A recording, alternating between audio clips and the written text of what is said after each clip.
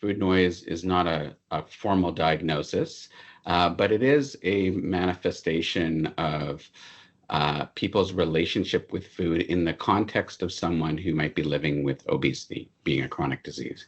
And food noise specifically is something that many patients living with obesity have described as this insatiable, pervasive preoccupation with food or thinking about food. So a tangible example is someone who might be struggling with their weight, having health issues related to obesity, who might be thinking about food and food consumption, thinking about what they're going to eat next, the types of food, kind of intrusive in their experience as well. And so that is the presentation or description of food noise. There's no formal diagnosis or definition. It really has emerged from the patients and people we treat, that obesity is a complex relationship between someone's brain and their gut. The mechanism of action includes, for GLP-1 receptor agonists, like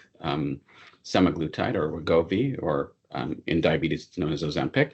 That medication and that class of medication works on the stomach to slow the emptying of the stomach. And so you feel full faster. And that sends signals back to our brain that you're not as hungry. And it also works on the appetite centers in our brain to be able to decrease hunger. And so you have this mechanism that will decrease hunger. And as a result of that, someone might feel, who might be previously, thinking about hunger, trying to, move away from thinking too much, but really having difficulty because they're focusing about what they're eating, or they're thinking about the foods that they might consume or not wanting to consume, and that has a double-edged sword to it.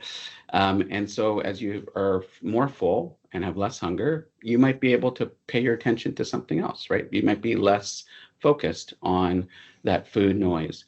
In the reward pathway of the brain, where GLP-1 receptor agonists work, it is to disrupt that need for dopamine, which is driven by dopamine, which is wanting, right? We crave and we want food, and that is a conditioned response in that reward pathway. As we consume things that bring us pleasure, dopamine then conditions us to really want or crave it.